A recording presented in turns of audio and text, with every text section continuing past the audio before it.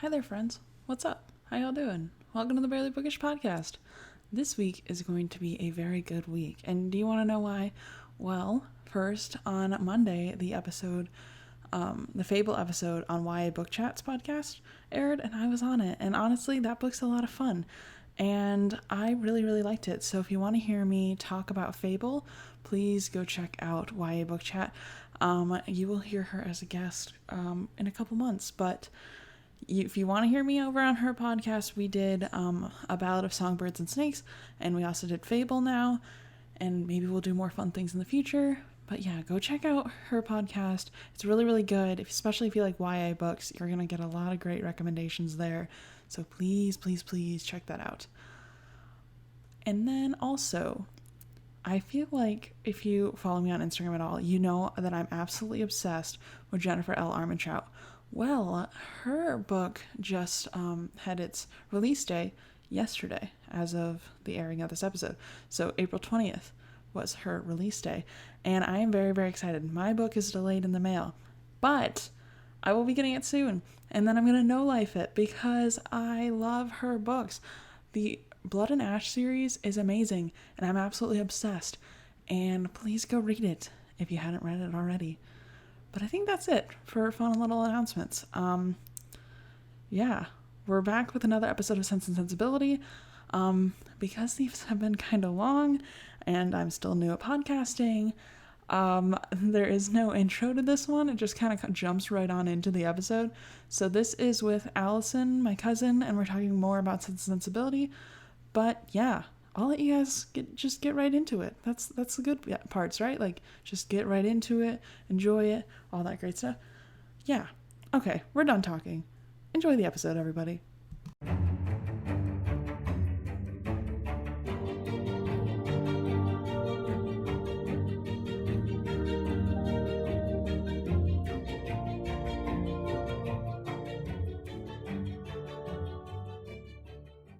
So, volume 2. And now we're on chapter 23. Technically chapter 1 of volume 2. Yeah, the audiobook got real confused with these volumes because it said that I was on chapter 25 when I was on chapter 23. And I was like, okay. I need to start labeling them that way so I don't get confused because I did what my copy of my book says. See, mine just continues on with the chapters after mine goes back to chapter 1, and I was like, why did you do that? Because, yeah, I'll start numbering the way that your book does. Okay. Because I find that less confusing anyway. Yeah, because I have some books that did that. Like when I was reading 1984, it did that, where after it got done with part 1, it was like chapter 1. And I'm like, whoa, if we're not changing the story, just continue with the original chapter numbers. Yeah, I would like that better. I like my book cover though, so I'm not going to get a new version. Yeah, dude, I love yours are cute too. Yeah, I like both of ours for different reasons. Like I would happily own both, you know. Mine is the I have a few Jane Austen books in this. It's the Classic Lines collection. Yeah, yours is it's all printed in Canada. Oh, really? Thanks Trudeau for these books. At Trudeau. Thank. Yeah, yours is like watercolor and really pretty. Mine is like, it's the Paper Mill Classics, so it's, to me it feels very old-fashioned, and that's why I like it. Like, I have a couple different ones of it. I think I have this, and then I have Pride and Prejudice in one. I have Wuthering Heights, and then I have Emma, I believe. Yeah. With this. I might have one more, but I can't remember. My Pride and Prejudice copy is, I got it at a random bookshop in London, so it's small and adorable. And it's on my Instagram if anyone wants to look at it.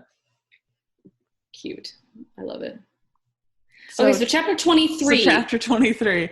Eleanor cannot doubt Lucy's side of the story because she was hoping to find a way to prove that it was false, and she cannot stop thinking about it. Like, I do not blame her for that, but she's just trying to find holes and she cannot find any, and she's getting a little mad. I mean, put yourself in Eleanor's shoes for a second. I would definitely do it too. She is so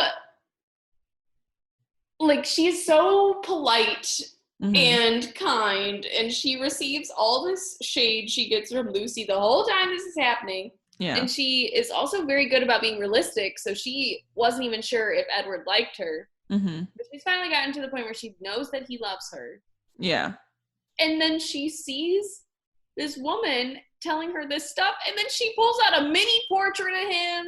Yeah. And literally, like, Lucy's just so much straight up about him. Lucy's straight up rubbing it in her face too, and she goes, yeah, like he has a lock of my hair and I have this mini portrait of him, and I was gonna make him a portrait, but I just haven't had a chance to do it yet. And she's just like pouring so much salt into this wound, and she's like, by the way, here's some lemon juice for that as well.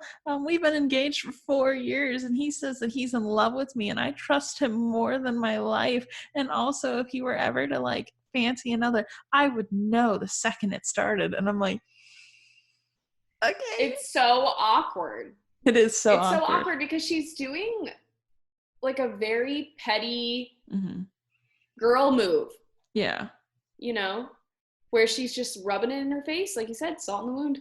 It's very high school girl. And she knows that there's something between Eleanor and Edward anyway, because Mrs. Jennings and Sir John can't leave it alone in the first place.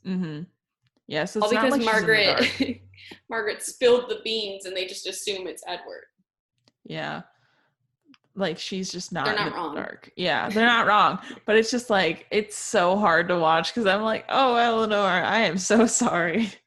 See, it's funny because when we see the movie, which we'll talk about when we get to it too, but they just paint Lucy in a different way. They paint her in more of an ignorant way of everything that's happening between her and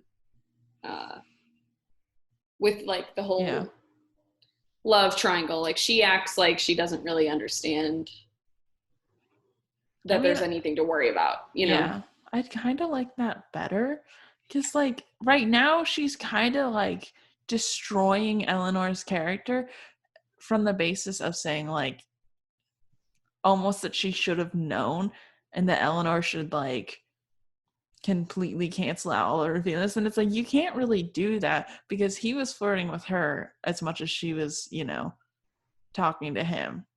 You know what I mean? I think she's just scared. And I also doesn't make it right. Yeah, I get that from Lucy's perspective as well. You know, she's in a 4-year engagement. Everything is tied. Her entire future happiness is relying on this single man. And she finds out that this other girl likes him who is more educated than herself. So I can understand that level of jealousy as well. Right, because in her society, this is a good match for Lucy. Yeah. You know, I mean, it would be poor for Edward and his reputation. Yeah. But Lucy's like, hey, let's go, you know? But so Lucy like needs this to happen kind of thing. Yeah. And like she is head over heels. Like I don't doubt that she's in love with him for a second. I just, both sides of this I don't like. I just feel bad. Yeah, it's altogether, I mean, I understand why they're both acting the way that they're acting. Yeah, me too. Eleanor says that she can't help but think that she's been duped. Like she's saying this to herself. But she also kind of thinks that Edward does actually care about her. So she's really confused. Because I do think Edward cares about her. So I'm uncertain. At this point, I don't know what's going to happen. Like, I don't know if he's going to break off the engagement with Lucy to be with Eleanor. Because I can't. Can you picture him doing something like that? Kinda. Like, I don't know. Like, This is 1811, baby. I know, but it's in secret. So it's her word against his. Truly. That's true. So it's like, if it was public, I feel like Edward probably wouldn't. But I also think he wouldn't have formed feelings and an attachment to Eleanor had this been public, you know, because it would have been a scandal. So with the fact that it's all secrets, I really am not sure if he'll break it off or not. Like, I don't know. I'm nervous. Well, and it's hard too because he falls in love with Lucy when he's, what, 19 they said? Yeah. For a lot of people, you're a lot different as a 19-year-old and then fast forward 4 years later. I know. The two of us with our high school sweethearts, like... I mean, not me, but but yeah. Literally. It's just, it's. But my personality has changed over the years. I Oh mean, yeah. you're not the same person you were when you were 19. Yeah, no, definitely. I can say the exact same thing. So it's just, Even if it's just a few years, like you're yeah, just gonna, you either everyone grow changes a together or you little grow bit. apart. And I'm not sure they're growing together because I don't think Lucy's changed much. Right. She's just kind of become more gossipy because she's had nothing to do for 4 years. Well, yeah, she's just been kind of stuck in that, waiting. Yeah. And like Edward's going around town gallivanting, not like gallivanting as in like with ladies. I just mean he's on vacation, perpetual vacation. Yeah, he basically is. Well, So, and I could see like why Lucy's stressed out because she doesn't want anyone to find out because then he's ruined. yeah. Then she only gets And $2,000 a year.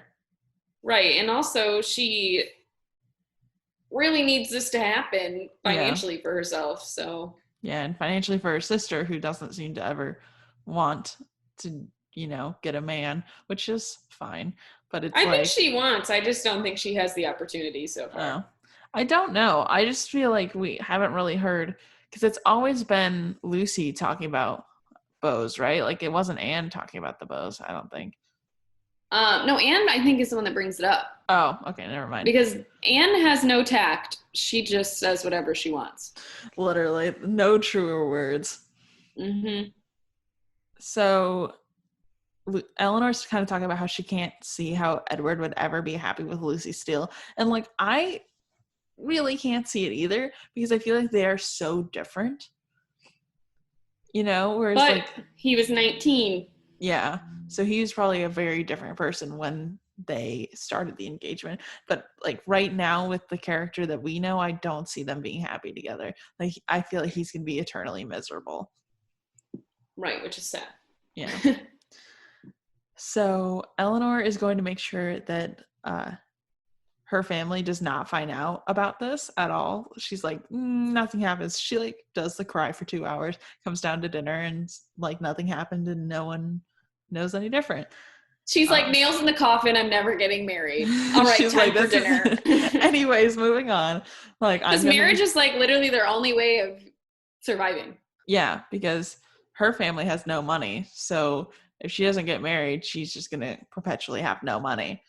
Mm-hmm. I mean, I think she'd get a little from her mother, but that's, I mean, her mother only has $500 a year, right? So I don't know. So Eleanor thinks that Lucy might be jealous of her, and that's why she brought up the secret engagement, which is correct.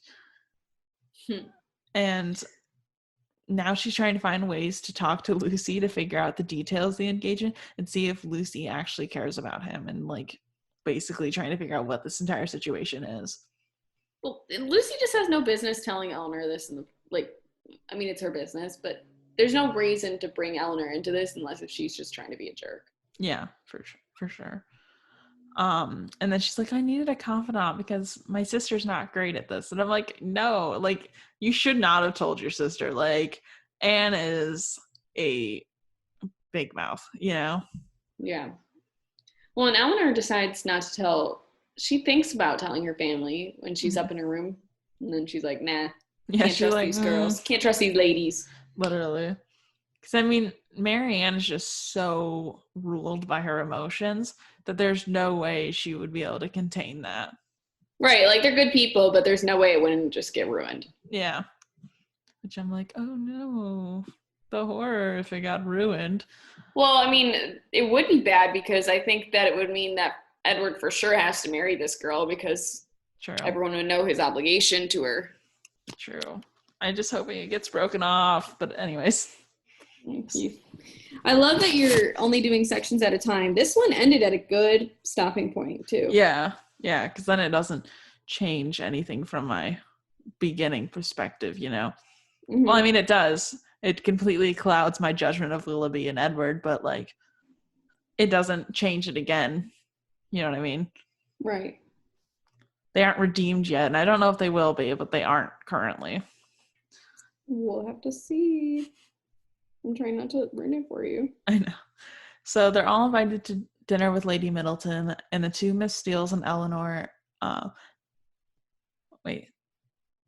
Oh, so they're Lady all Middleton, because Lady Middleton cannot eat alone. yeah, she's like Sir John's like, please come over, like otherwise she'll be sad and alone. And they're I'm like, not okay, sure she would fine. even mind. Yeah, I don't think she would care.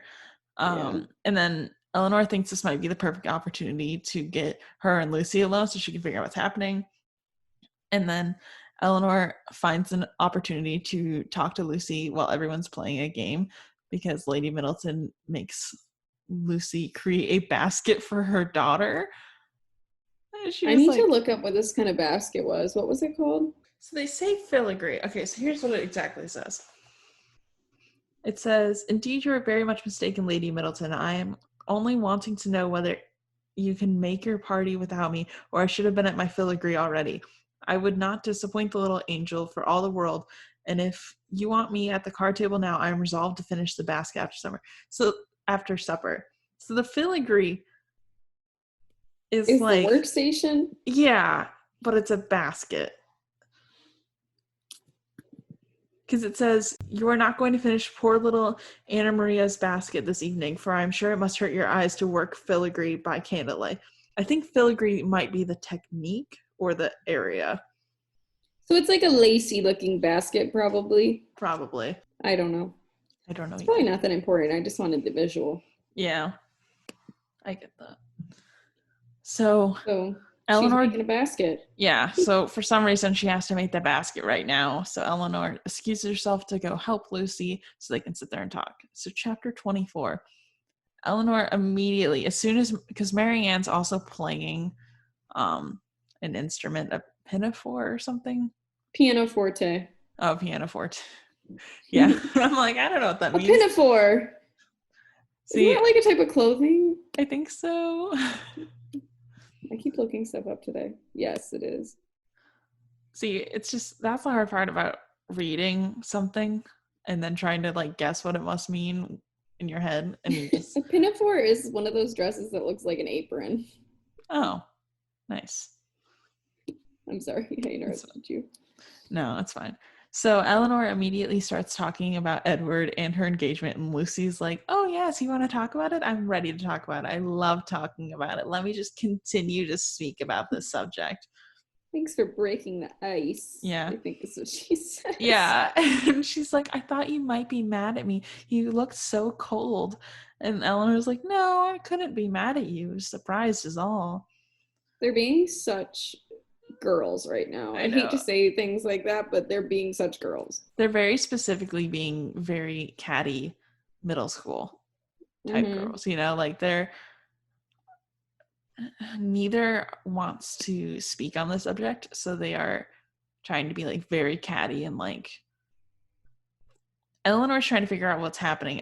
Lucy's trying to like one up Eleanor in every situation, you know? Yeah, I kind of get that vibe too. So Lucy says that they have to wait till his mother finally gets her fortune when she dies.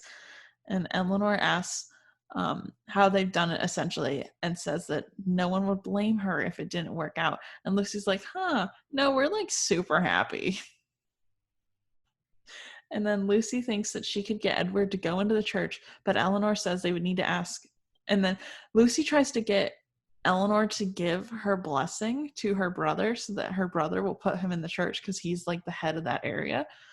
And then Eleanor says that she wouldn't have much sway and they would have to ask Mrs. Dashwood. Fanny. Yeah, Fanny. Thank you. And to get him in, to which Lucy says that's not possible.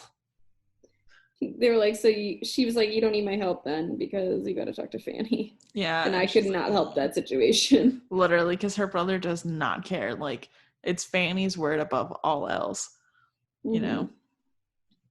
So Lucy then asks Eleanor's opinion on if she should stop the engagement, and Eleanor says she offers no advice, as she knows Lucy will not listen to it unless she agrees with her own opinion.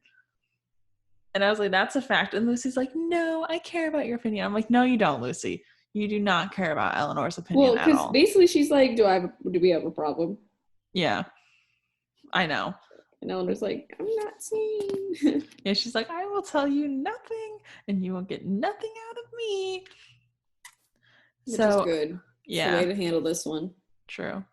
So then at this point, they find out that Lucy's trying to get her to come to London, and she's like, "Why are you trying to get me to come to London? Like, I'm not going to London this winter." And then she's like, "Oh, but Edward's going to be in London in February." She's like, "So you should like definitely come and stay with us, just to, like further, just keep rubbing salt in that wound." And she's like, "Well, I'm not going to be in town, so no." Right. And then after this whole convo, Eleanor is even more sure that Edward couldn't possibly be in love with Lucy anymore. Because like they're just She's really different. just not convinced that they'd ever be happy. Yeah, and I really am kind of taking Eleanor's side on this. I don't think they would be happy together, to be Right. But honest. I don't think that Eleanor thinks she has a chance at this point because they're engaged. Yeah. Yeah, I don't think she's trying to break them up, but I also think she's kind of at this point where she kind of feels bad for Edward, you know? Yeah. And she does pity Lucy's situation as well. Mm-hmm. She's just got a good head on her shoulders, you know? Yeah. Yeah. So Eleanor decides not to continue this conversation with Lucy anymore. And Lucy like Good keeps call. Yeah, good call. And like Lucy keeps trying to bring it up, and she's like shutting it down as soon as it's polite to do so. And then they kind of close out the chapter by telling us that the Steeles are not really leaving, and they end up staying there for 2 months. So obnoxious. Yeah. It's not that obnoxious for the time period, but I can't imagine being like, hey, I'll be here for 2 months. Yeah. I mean, I don't think that was what was originally agreed upon. But No, because they like their company. Yeah. Well, they had like other plans. So they kept like trying. The Steeles were supposed to like only stay a week. And then they're like, and we never left. And we were here for 2 months. Oops. Yeah. Right. So, chapter 25. This is when we find out Mrs. Jennings actually has her own home and invited Eleanor and Mary Ann to stay with her. And Eleanor says no for both of them, thinking that like neither of them would really want to go because, you know, Mary Ann does not really like Mrs. Jennings. So she's like, no, we won't go. And Mrs. Jennings like, no, like you should really come. We'll introduce you to boys, and asks Mary Ann. And Mary Ann's like, okay, well, Eleanor said no. And she's like, I'd really love to go, but we can't leave my mom. And then she's like, just go and ask your mom. Like, your mom's not going to care. Just go ask her. So Well, and I like, think Eleanor gets smart and she realizes, oh, Marianne actually really wants to go because of Willoughby. And so I should just put my own problems aside because she didn't want to be around town where Edward was. Yeah. But she decides to let it go because she wants to be able to help out Marianne. Yeah. Plus, she's like, okay, like Edward's not going to be in town for another month. Like, I should be fine. We should be out of there before he gets there, you know? Right, exactly. So they ask their mom, and they ultimately are able to go. And Mrs. Dashwood thinks this is going to be good for them. So Eleanor's like, okay, fine, I'll go to help and everything. And she's like, Edward's not going to be there. It'll be fine. So the Steeles find out, and they're like, yes, we're so excited that you're going to be coming to town. And they leave the first week of January. And the Steeles are still at Sir John and the Middletons' house. They haven't left yet. And they're like, they end up leaving when the Middletons leave to go to London. They all leave at the same time. I'm like, way to really outstay your welcome. I think that they all really get along, though, because they get along with Lady Middleton for her kids. Yeah. I mean, I think they do, but like, I couldn't imagine being like, oh, you're going on vacation. Let me just stay till the very last minute in your home. Yeah, but it was a different time because they had all these people that could help them. They had servants and things that would true. Get their house all packed up and ready to be left for a while. True. Okay, so chapter 26. Eleanor thinks that the reason Marianne is so excited to go is because Willoughby is in town, and she is correct. So not a hard guess there. Yeah, really. So Marianne is not really talking to Mrs. Jennings on the trip. And like, keep in mind, this is a 3-day trip in a carriage, and Marianne is just not talking to Mrs. Jennings. And like, when she does, she only addresses Eleanor. And I'm like, yo, like, she is literally letting you stay at your house. Like, be a little nicer. And she only comments on scenery or, yeah. you know. And then like Eleanor has to do all the hard work of being like the nice, respectful house guest. So then after 3 days they arrive, and immediately they go upstairs and start writing. And Eleanor wrote to their mother, and she's like, oh, hey, Marianne, like, I'm already writing to mother. Don't worry about it. And she goes, I'm not writing to mother. And she's like, oh, okay. I don't know why she doesn't. I mean, I think Eleanor's pretty smart, but there's some times where I'm like, you really thought she'd go write her mom as soon as she gets there? Yeah. Like, I think she expects people to be more like her, and then she realizes that they're not every time. Yeah. So someone's at the door, and Marianne is immediately like, it's Willoughby. And then Colonel Brandon walks in, and Marianne is like, ah, so like distraught that she has to leave the room. And I'm like, oh. She is such a brat for the way that she handles this. Keep in mind, they haven't seen him in like months. Yeah, and Colonel Brandon is like, oh, okay, because literally this girl sees him and then cries and walks away, and he's like, ouch. Is she ill? Yeah. And then Colonel Brandon and Eleanor talk for a little while, and Colonel Brandon says that he's been in London ever since he left, and he is staying with the Palmers right now, and he's visiting with the Palmers, and he says that the Palmers will be coming over tomorrow, and he doesn't really stay long because, of the awkward greeting that he got, and no other visitors come that night. So, like, immediately this is weird. They're like, it's weird that he didn't come, like Willoughby didn't come. Right. So Mrs. Palmer comes over the next morning, and all the ladies go shopping, and Marianne does not want to come, but they eventually like make her come, and she is on the hunt while they're out, and she's looking for Willoughby like in every turn. And so they come back home later in the afternoon, and no one's left a note, and everyone's starting to get a little sus of Willoughby right now. Right. Yeah. So chapter 27. For good reason. Yeah, for good reason. So chapter 27, in passing, Mrs. Jennings happens to say that it's a beautiful day, so Sir John will not be coming for a couple days because the weather's really nice and it keeps the sportsmen in the country. And Marianne's like, oh, that's what it is. That is what it is. Okay, the reason he's not here is because he's a sportsman, so he's definitely hunting right now. That's what's happening. And so like now she's all cheery and like happy. And she's like, oh, while they're walking around, she's like, oh, it feels like a frost is coming in. Do you feel it in the air? How cold it is? He's going to have to come back. The weather's just starting to take a turn. Well, I think you see this a lot between Marianne and her mother. They're just such romanticizing, optimistic. Yeah. I mean, I don't know if I'd even say optimistic, but they can rationalize any situation to fit their narrative.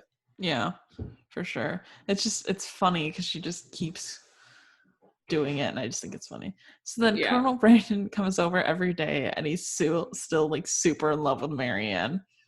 So sad. Yeah. He's so cute. He's supposed to be attractive too. Like he's supposed to be hot, but like a little too old. Yeah. So like a beautiful Chris Pine. That'd be a good casting. Honestly. Although I do love Alan Rickman as Colonel Brandon. Oh, I always forget it's supposed to be Alan Rickman. I can't wait to watch it. It's good. I hope I'm not hyping it up. I love it for what it is, Yeah. I'm sure I'll like it. So Willoughby's card has been delivered. So Marianne is so excited because she's like, oh, he was here. Like, he's going to have to come back, because we happen to miss him. And so she's trying to, like, stay at home every day and just, like, wait for him. So the Middletons are in town now, and they want everyone to come over, but Marianne won't leave unless she hears Willoughby, and they finally get her to come, but she's like in a horrendous mood, and like they're throwing this ball, and she's normally like a super dancer and like loves dancing. Super dancer. The dancing queen, if you will. Yeah, and she like won't dance, and she's like trying to leave, and they're like, it's funny because he was actually invited, he just didn't come because we saw him earlier today.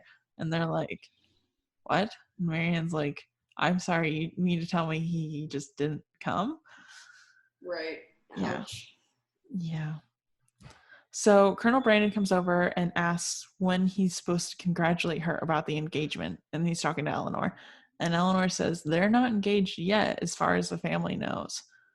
And they're like, and he oh. looks up with some puppy dog eyes and says, and he's like, is there any chance for me? And she's basically like, no. Because, I mean, he really doesn't have a chance. Like, even before Willoughby was in the picture, she did not like Colonel Brandon, you know?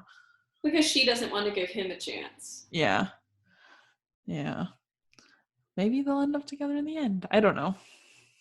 I feel like you can't cast Alan Rickman and not have him have somebody at the end, you know? You would hope. Fingers crossed. I will not ruin it.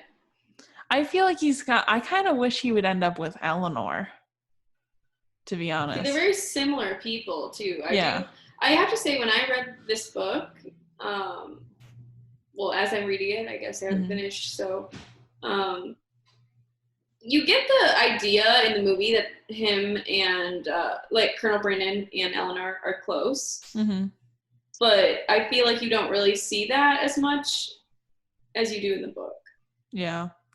So chapter 28, it's been a few more days and there's nothing from Willoughby, and they now go to a different ball, and Marianne is like in a horrendous mood. She didn't even want to go. She's like, I haven't seen him, and she forgets that the ball even happening, and so she's like, probably she doesn't get ready at all. Yeah, she's just like rolls up. She's like, whatever. I imagine her like going to a kegger and like not getting ready for it, and then like running into her ex-boyfriend. Yeah, and then you're like, oh. So then turns out Willoughby's actually there, and he's talking to like some girl that they say is really pretty, and they're like, oh no. And this makes sense, right? That he wouldn't come to something that was thrown by Sir John. Yeah. And that he would be at this other party that Lady Middleton was all invited to. Yeah. Because he's like, oh, you know, if I go to the one with Sir John, of course she's going to be there if she's in town because they're friends. Right. So they end up coming over, and Willoughby is like not looking Marianne in the eye at all. And Marianne's like, yo, what's up? Like, what's happening? Why are you not looking at me? And Willoughby is being like incredibly awkward, and he turns away quickly and goes back to the other woman, and it looks like he's moved on, and rather quickly, if I do say so myself. And like, my question is, when this is all happening, as I was like, did he think that, you know, she's expecting an engagement and he got cold feet? Because like, it's spread around the entire town now that they're engaged. So I'm like, is that why he was thinking this? Like, I can't understand why there's this complete and utter shift in his character, you know? Do you want to find out? I know. Like, I hope suspicious. It's weird. I do hope they tell us, and it's not like one of those things where it's just kind of like, open to interpretation. Oh, they'll tell you. Okay, good. Yeah. So then he comes up to them and he's like, how's your mom? Like, literally, he's like, no room for other conversation, and he's like, how's your mom? How's she doing? He like doesn't even acknowledge Marianne, and immediately he's like, is your mom good? Yeah. Your mom, how is she? What's going on? Anything else? That's the only person I care about in this family. Okay, bye. So chapter 29, Marianne is bawling her eyes out the next morning. My first note is Marianne is 1-800 not okay. Yeah, literally though. She is crying, writing a letter. It's like, in my head, it's like 4 a.m. because it wakes her up. It wakes up Eleanor. So I'm like imagining it's 4 a.m. the next morning. She's bawling, sitting in the windowsill in her pajamas, writing this letter. And Eleanor... Poor baby, though. I feel for her so bad. I do too, because she was holding a candle for him, you know? And she thinks after this distance that, like, they're going to reunite and be happy. And then, like, out of the blue, he's like, I can't even look at you. And she's like, whoa, what's happening? Yeah. I mean, I think she is so open with him that, like, she's really got nothing left. Yeah. Because she didn't reserve anything. So she's just not okay. And I think it's okay for her not to be okay in this moment. I would not be okay. Like, right, and I think even Eleanor's like, I'd be a wreck. Like, yeah, she's like, I get it. Like, at this she's like, point, she's a little crazy, but I'd be a little crazy right now yeah, too. Eleanor's like has that moment of like, if you want to burn down his house, like I will help you. Like there's that small moment of her being like, do you want to do something drastic? Like we can totally do something drastic here. Right. And I am impressed, like, you do get to see some of the correspondence between the two of them, and Mm-hmm. Eleanor's like, I would have done the same thing. And you wouldn't Yeah, expect that. yeah, for sure. So at that point, Eleanor thinks that Marianne is writing to Willoughby for the very last time, in which she is correct. So during breakfast, after Marianne has spent all morning like bawling her eyes out, they're sitting down at breakfast and like Marianne's really not eating. They're trying to be cool, calm, collected. And then she receives a letter from Willoughby and she is like white faced as she reads it and runs out of the room. And Miss Jennings like, oh, lovers quarrel. She's like, they're just gonna go get married soon. And I'm like, oh. Well, not to mention in this time period, I mean, I think in any time period, we could argue it now. It is so rude to just run out of there without saying anything. Yeah, for sure. That's why she's like, my girl has never loved someone as much as this girl does. Like, Yeah. she is loco, Yeah. I mean, from Mrs. Loca. Jennings' perspective, she has no idea anything bad happened because she wasn't at the party either. So she has no idea. And so she's like, oh, they're going to be happy. And Marianne's like, I wouldn't count your... She's like, your rumors are worse than the truth. Yeah, literally. She's like, just wait. So after Eleanor can like excuse herself, she goes to the room and Marianne is crying and just throws the letters to Eleanor so Eleanor can read them. Because I get that though, like I've had that moment where you're like so upset, you're like, I can't even like tell you what's happening. You just need to figure it out from the context clues I'm giving you right now, Yeah, and Eleanor, there's this sweet moment. Eleanor comes in and she like holds her hand and then she just starts bawling because she just feels for her. Like I feel like that's such a thing. Like I feel like if I was ever crying to my mom about something, like my mom would just start crying too. Yeah. See, like that's a very sisterly thing though. Like sometimes when your sisters cry, you cry. And it's just I wouldn't know. I don't have a sister. Not biologically anyway. I know. I'm basically your sister though. So next time I'll just FaceTime you and cry and you can just experience that with me. I'll just start crying with you. Don't worry. There you go. It'll be fine. So then Eleanor's reading the letters, and Willoughby says that he never meant to lead her on, and he's been engaged elsewhere for a long time, and he didn't. And he returns her lock of hair, and he completely denies that he ever cared about her. Like he's basically gaslighting Marianne this entire time to say that she made this all up in her head. And Eleanor literally reads that one letter, and she looks up, and it's like, what is even happening? Because it's such a lie. Like Eleanor says there's not a single line of truth in the entire note because it's like and it's all insulting. Like everything that he says is very insulting. Yeah, because basically he calls Marianne a moron for even thinking that he could like deem to care about her. Is essentially what this letter says. He just throws her so far into the friend zone it hurts. Yeah. And it's like you led her on. You showed her your house and says, hey, this is one day gonna be your house. How is that not leading her on? Like what? Oh, he definitely loved her. Yeah. You'll see what happened. It's sad. It's sad because it leaves Marianne feeling stupid. Yeah. For one. Marianne should have burned down his house. I'm saying it now. Like it's not his house though. He's always staying with people. He doesn't have a fortune until some people kick it. Yeah.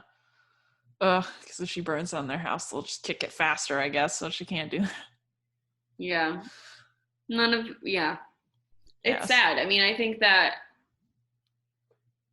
I'm interested to see what you think when the rest of it unveils itself. If he gets a redemption arc. Yeah. It's upsetting though, and I think that it's cool because in the movies they don't always go through like the things that are written in the letters, so I haven't actually like read these before or heard the contents of it. Yeah. I can't remember if in the movie they read even part of it, but I just, like I said before, I think it's interesting that Eleanor reads them and is basically like, yeah, I would have actually probably handled it the same way. Yeah. You know, which I feel like for them, that's big because they're very different people. Mm-hmm. So Marianne spends the entire morning crying. Eleanor says that they need to pull themselves together for their mother. Marianne says that she's lucky she has Edward, who loves only her. And I was like, oh no. She has no idea. I know. And also there's this part where Eleanor's like, please don't kill yourself, Marianne. Like, and it's like he just broke up with her. Like, yeah. So this whole time, there was no engagement, and he never expressly told her that he loved her, according to Marianne. She's like, I knew though, but he never actually said it, like those words. Right, like it was always an implied thing that yeah, they love each other. Yeah. So then Eleanor reads the letters that Marianne wrote, and like the letter after the ball that she wrote while she's crying, she absolutely rips him apart. And I was like, good, as you should. And Marianne says that she essentially felt that they were engaged, so she is absolutely shook as to why this has changed so much. And Marianne's starting to worry that someone must have ruined her reputation or something. And she's just like, I don't know how this happened. Like, what's going on? And she says that she does not care if people see how upset she is. And as she's rereading his letter, she wishes he would tell her what changed his opinion of her. Yeah, because she just thinks that, like, someone must have gossiped about me and now he doesn't want to be with me anymore. Yeah. And, like, honestly, it would make sense because it's just so strange, you know? Yeah. This complete, like, flip of the script. Mm-hmm. So now Marianne wants to know who the other woman must be. And she's trying to get, like, Eleanor to leave immediately because she's like, I don't want to be here. I don't want to be in London. I want to be home. I want to be, like, petted by my mother, you know, like I just want to be cared about. And Eleanor's like we cannot leave right now, like it'd be so rude, like we just got here. So they get Marianne to agree to stay for a couple days, and that's the end of our reading. Thanks, so what are you thinking so far? Why are men trash? Like, oh my gosh, like there has to be a reason for Willoughby, so I am really interested to see, like, what that ends up being. Because, like, I don't know if it could redeem him. Like, I'm really not sure if anything can redeem the fact that he wrote her this private letter and just absolutely tears her apart. So, like, I am very interested to see, like, essentially what his excuse is and, like, what I'll think of him after. But, like, yeah. I mean, do you think his excuse is honorable? I don't know. Like, I don't know. Because I just don't know that much about his character as a human being. Like, we did not know him for very long, you know? Yeah, what we do know is that he is basically Marianne's twin. He's super romantic and, you know, very overdone and dramatic. And I'm thinking he must have been, like, forced into a marriage, and he is, like, essentially having a problem with that, but he's trying to make it work. Because I'm wondering if, like, they were like, hey, if you don't marry so-and-so, like, your fortune is gone or something. I mean, you know he loves Marianne, too, because even when they touch hands, they say something like, oh, it pains him. And, you know, so I could see that. Yeah. I can't understand what could be, like, this huge shift. Unless Colonel Brandon got in there and said something. Yeah, what do you think's going on with him? I don't know. I don't know what's going on with Colonel months. Brandon. Yeah, like, I don't know if Colonel Brandon's still, like, trying to, you know, rebuild his shattered heart, but I'm also worried that he might have tried to, like, say something to see if, maybe I can get Marianne anyways. But I also don't want to, like, paint Colonel Brandon as a villain. I'm just trying to figure out what's going on, you know? Right.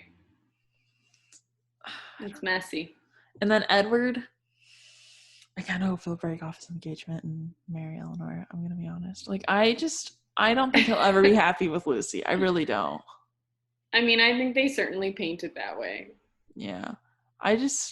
They seem very, very different. And I know we are through the biased lens of Eleanor when we read this, but like, I don't know.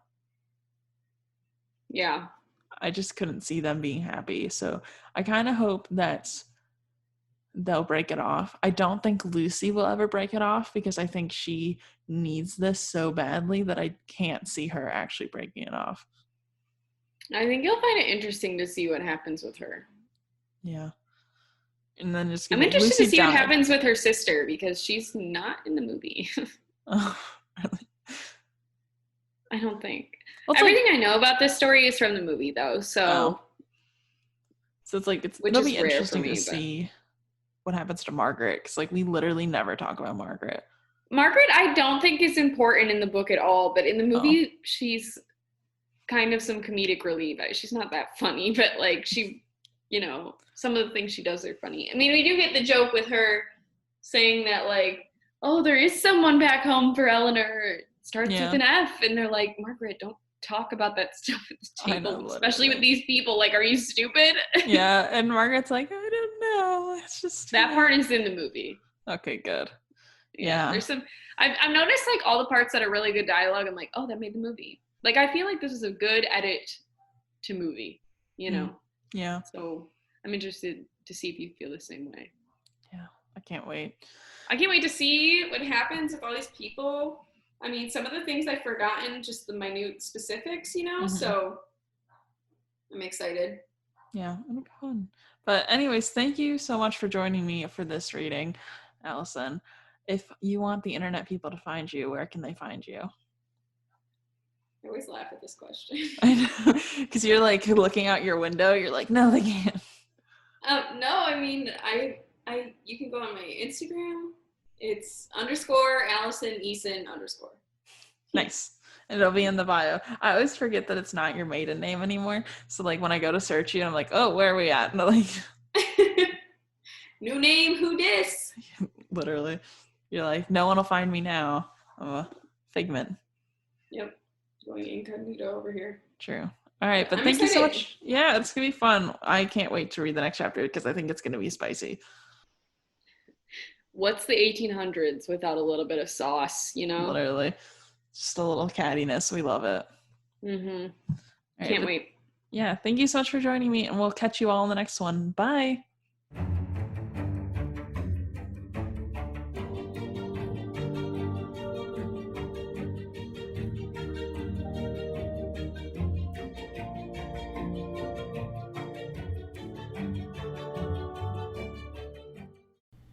Thank you all so very much for listening to this episode of the Barely Bookish podcast. Next week, we will be continuing on with even more Sense and Sensibility with my cousin Allison. I hope you guys are enjoying them. I feel like we all really enjoy Jane Austen, so I feel like it's not very hard to enjoy these episodes because it's Jane Austen.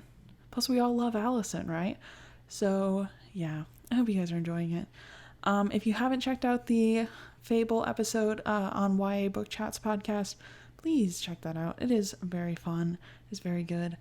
And I highly recommend the book if you haven't read it yet. Also, if you have not read the Blood and Ash series by Jennifer L. Armentrout, there is no better time. Now is the time. It is very, very good. All of her books are honestly very good. I really enjoy them. So if you, like fantasy, yeah, read it. Go look at the synopsis. It'll give you a better idea than me, but I am in love. I am obsessed. They're like 500 pages each, and I binged them both in like 4 days, like all together. And I'm going to be binging the next one. So watch out for me like live tweeting that experience on TikTok. Live recording, vlogging, live TikToking. I don't know. Doesn't matter. But yeah. Watch out for that. There will be spoiler tags if that's what you're worried about. I'm not going to let anybody get any spoilers. This is a safe space. No spoilers here. But if you have not read it, please do yourself a favor and read it. Okay, this is not a Jennifer L. Armentrout podcast, which, I mean, I'd do it. I'm not saying I wouldn't. I would definitely do it. Okay, anyways. that's all I've got for you guys. Thank you for joining me. And our logo was designed by my little sister Sarah. Our theme song is by Raphael Crux on freepd.com. And that's all I got for you guys this one. I will catch you all in the next episode. All right, bye.